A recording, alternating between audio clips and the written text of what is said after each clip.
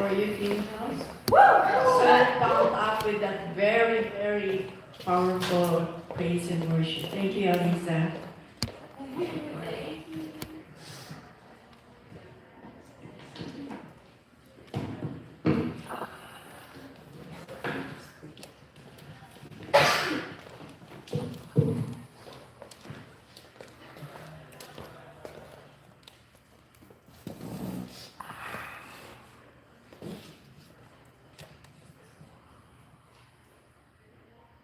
So I missed all of you, the 2 months that we were in the Philippines. Yeah. And today I want us to go to our Heavenly Father, just to feel His Spirit with great expectation, and we want to hear the heart of God. Let us pray. Father God, we pray for your message today that will be delivered to you by you. Lord, we believe that you want to do more through us. I pray for anointing. I pray for the ears and eyes of my brothers and sisters to be open, their minds. And Holy Spirit, inspire me and speak through me, Lord Jesus. And Lord, we just want this message to pierce their hearts and that they will know you more, Lord Jesus. This we pray in Jesus' name. Amen. How are you all? Yeah. Good. We miss Pastor Aaron. Yes. Are you online? Okay.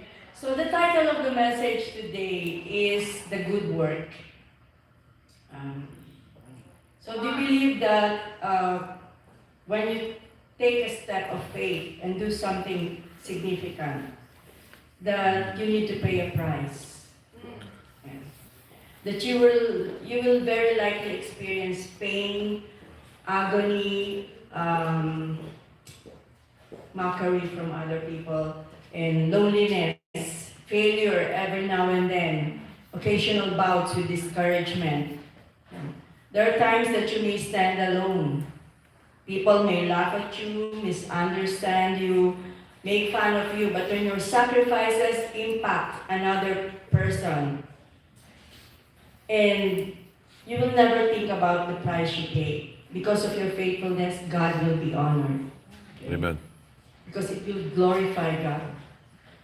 And for us, sometimes we look at ourselves like an ordinary person. You may not feel exceptionally gifted or talented, but you are the exact type of person that the Lord wants to use. Now, I want us to look to we will be dwelling on the book of Nehemiah, who had a broken heart for the plight of his people. He looked on their situation and he decided that I just cannot just sit down and do nothing. So let's go to Nehemiah chapter 2, verse 18. And it says, "And I told them of the hand of my God that had been upon me for good, and of the words that the king had spoken to me. And they said, 'Let us rise up and build.' So they strengthened their hands for the good work." So they began the good work. And there's a subtitle of this message, and when I can't take it anymore. When you can't take it anymore. The story of Nehemiah is one of the most captivating, most inspirational stories that made an extraordinary difference. He was not a pastor, he wasn't a priest, he wasn't a prophet. No? He was just an ordinary person that heard about something that broke his heart and crushed his spirit. He was compelled to make a difference. He was just an ordinary guy, and if you don't know what he does for a living, he is a cupbearer. Nehemiah was a cupbearer to the king of Persia, King Artaxerxes. Yeah, that's the name. So what is a cupbearer? Good question. Huh?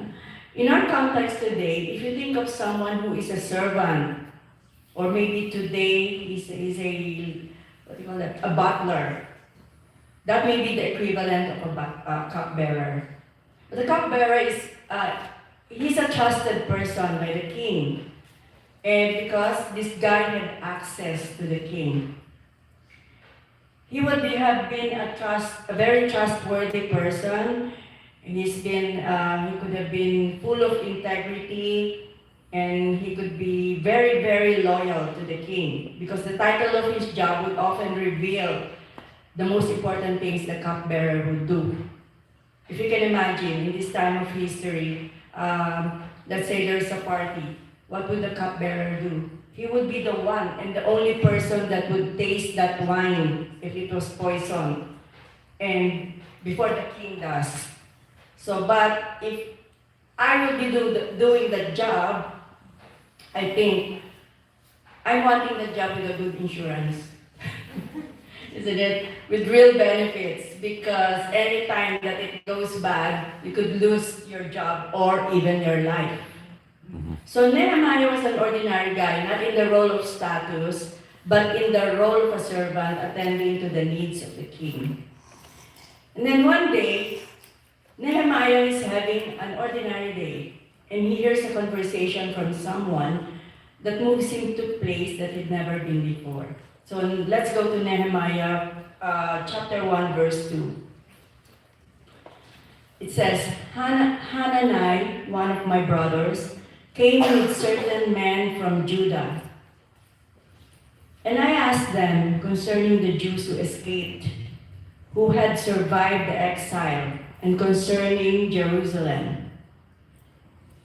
Third verse, and they said to me, the remnant there in the province who had survived the exile is in great trouble and shame. The wall of Jerusalem is broken down, and its gates are destroyed by fire. So here, Nehemiah had a conversation with his brothers. Just a brief background. He says, tell me about our people. Talk to me about our homeland.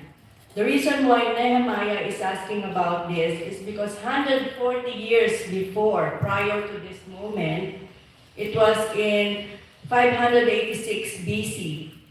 The Babylonians, under the rule of the evil king, I don't know if you heard him, Nebuchadnezzar, attacked the Jewish people and demolished the city, and their culture, nothing was left, their lives.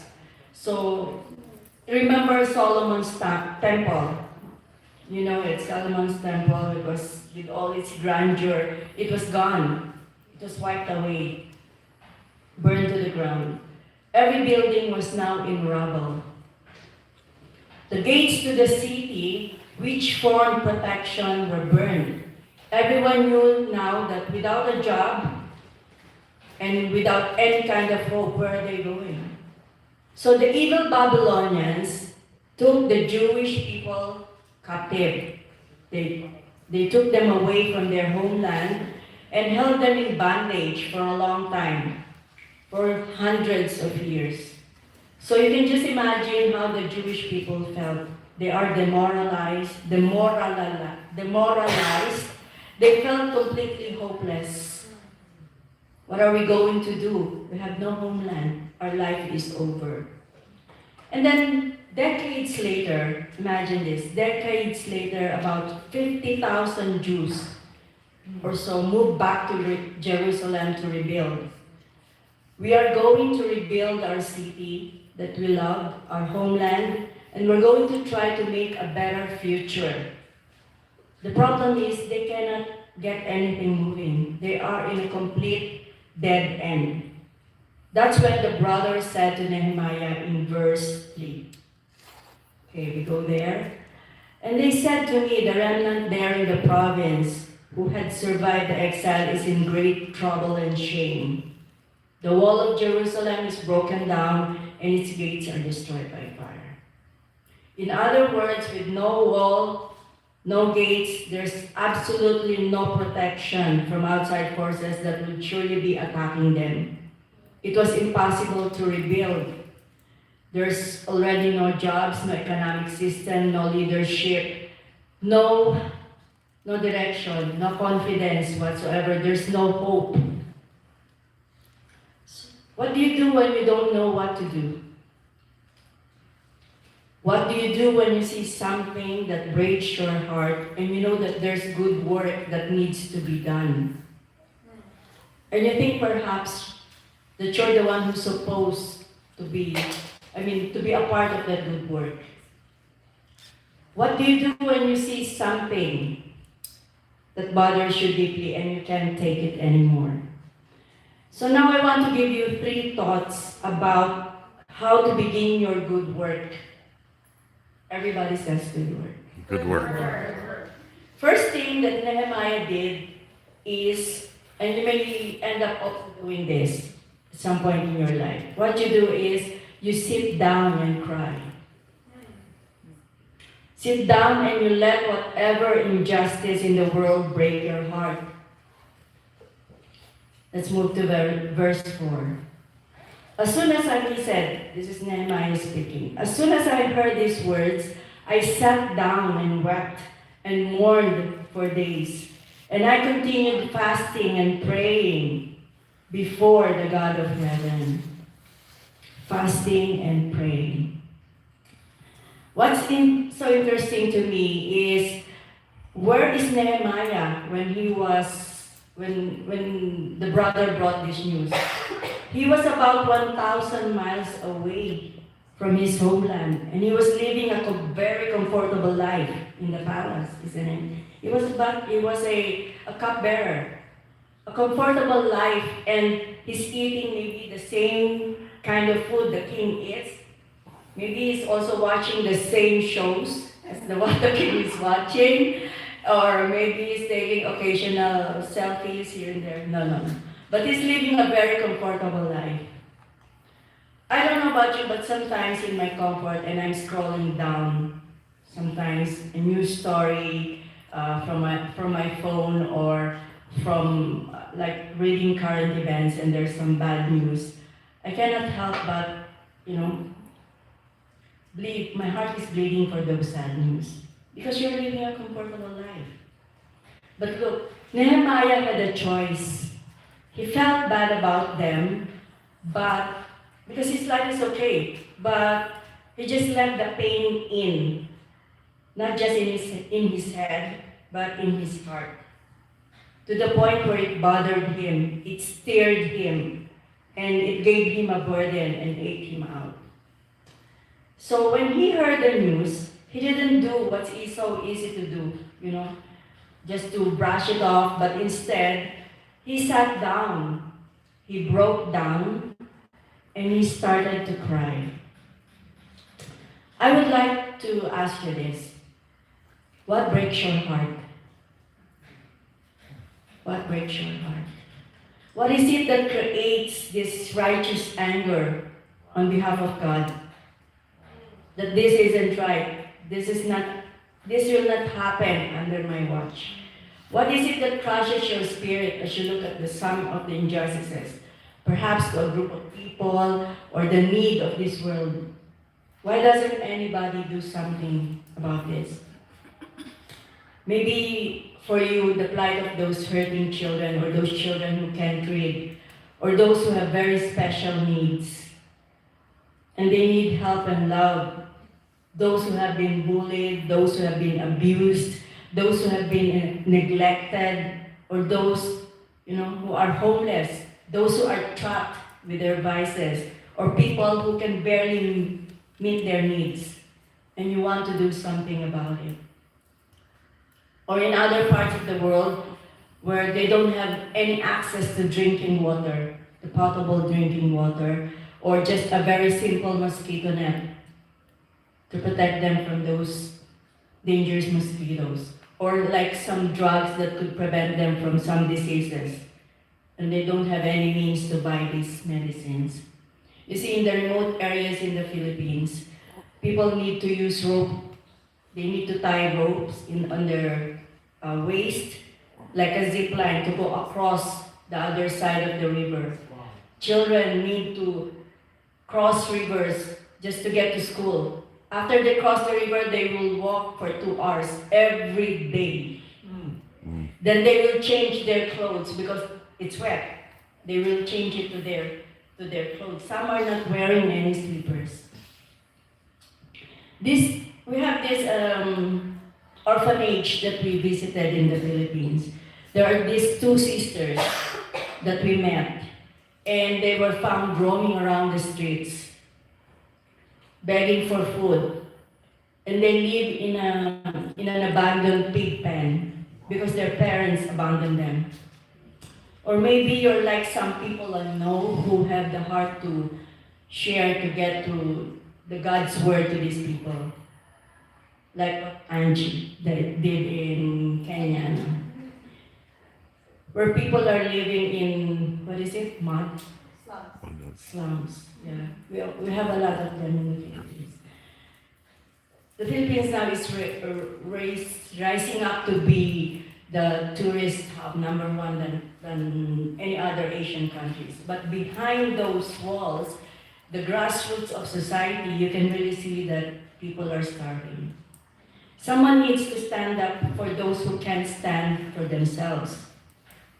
What is it that breaks your heart? What is it that burdens your soul? I'm so happy to see our Clean House men and women helping in food bank and donating all the goods and clothes gathered from our church. That's awesome. Let's clap our hands for that. The generosity of our church, Clean House, and the time and support and love of our Clean House ladies and men. I was still in the Philippines, but then I told Anastasia next time I want to be a part of it. So we're blessed to have a church, our Clean House family, who welcomes all people from all races, from all parts of life. Because that's the God we serve. That's our God who loves people and where they are. Come as you are. So what breaks your heart? You need that pain. Let it in. Let it crush you. Let it move you. Let it make you sit down and cry. I don't worry when something breaks my heart and moves me to the point of tears. I worry when it's been a long time since it has happened. That's when I worry. I want my heart to be tender, to be broken by the things that break the heart of God. Amen. What do you do when you can't take it anymore? Like, you just want to close your eyes. God, where are you? Where are you? Not just for what I mentioned, but it's also for personal. When something's happening to you, sometimes you need to just be still. That's what the verse says. Be still and know that He's God. Second, you need to kneel down to pray. In Nehemiah chapter 1, verse 4, Nehemiah said, I sat down and wept and mourned for days, and I continued fasting and praying before the God of heaven. Listen, if it's big enough to cry about, it's big enough to pray about. Amen. We go before God and we invoke His power in prayer. Right. Come on. Then verse 5, we continue. And I said, O Lord God of heaven, the great and awesome God, this is the time that Nehemiah is praying, who keeps His covenant and steadfast love with those who love Him and keep His commandments. Verse 6, let your ear be attentive and your eyes open to hear the prayer of your servant that I now pray before you day and night for the people of Israel, your servants. If you watch Nehemiah's prayer and read on, he confesses his own sin and he confesses the sins of his people. He reminds God of His promises and God's faithfulness. Then we read in chapter 1, verse 11, moving forward, O Lord, let your ear be attentive to the prayer of your servant and to the prayer of your servants, who delight to fear your name and give success to your servant today, and grant him mercy in the sight of men. So Nehemiah prayed over and over and over again. I hope you'll understand that when you pray, or what you pray about really reflects on how you believe God. If only our prayers are bless this food, keep me safe, give me a good day, You really don't believe this, the supernatural power of God, the real powerful God. But when you ask God to stretch you, to use you, when you pray for the impossible, for God to move, do miracles, bring healing, spark revival, and use me, God, to meet someone's needs, you believe in the power and glory of God.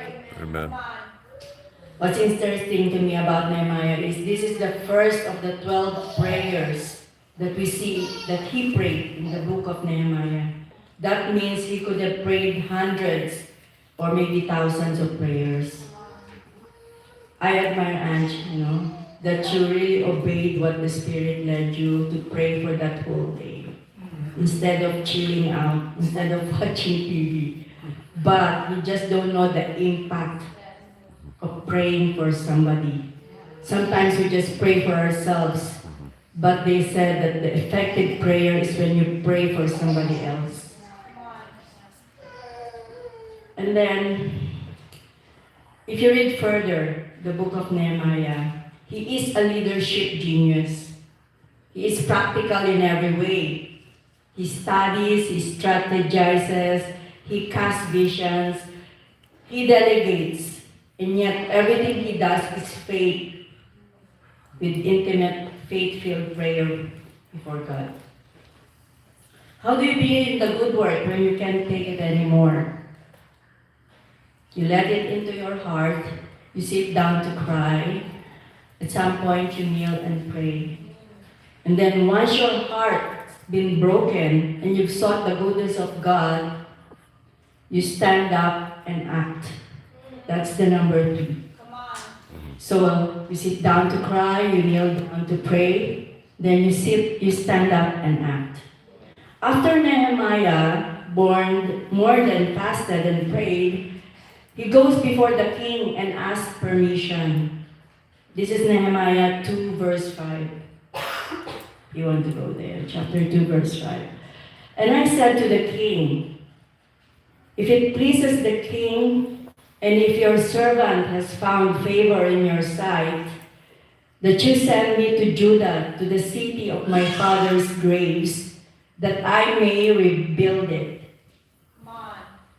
He told the king, look, my people are hurting. The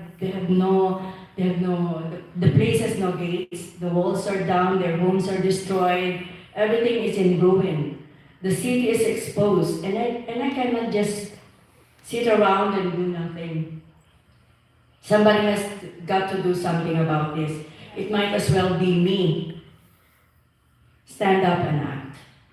I remember when Pastor Aaron and Pastor Dana started Clean House. They had no money, no plan, just passion and love for God. That was it. The church started with quite few people, and look where we are now. Amen. We don't wait for people to come to church, but we go to people as the church, isn't it? Amen. We cried over the brokenness of our brothers. We sought God in prayer continuously, and we saw God move mountains. Families are restored. Lives are transformed. There's healing. There's financial blessings. Prayers were answered, and God is still working behind the scenes to answer those prayers that are still left to be answered. Praise God. Amen. Yes, we're going to feel the pain. It will wreck us. The burden will, sometimes it's overwhelming, but we're going to pray and invoke the power of God. And God is going to promise us, and we're going to stand up and act. That's what Pastor Aaron did.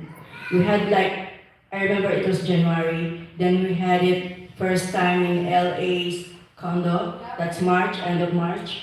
And then God just moved. So you don't have to be appointed if you are called by God. Again, you don't have to be appointed if you are called by God. We are all ambassadors Amen. of Jesus Christ. Amen. You don't have to be chosen by people if God prompts your heart, steers your spirit, gives you a burden. Amen. You just step into it. Amen. Okay. Trust Him and watch Him act. And feel His presence steering you. Yes. Feel Him. Like Nehemiah, you are also chosen by God to step into the burden and start the good work. Amen. That's it. Let us pray, let us pray, let us pray. Father God, we ask by the power of your Holy Spirit, you will speak us today, Lord. Thank you for your word. Stir our hearts to do your work. Use us. We ask for your power, your provision to guide every step of the task that you have assigned to us. Thank you for your word, and we pray for Pastor Aaron and Pastor Dana, the leaders of our church, the whole Teen House family. And may we think that whatever we do or think, we do it all for your glory. Because the glory is only yours, Lord Jesus. In Jesus' name we pray. Amen. Amen. Amen. Amazing. Thank you so much.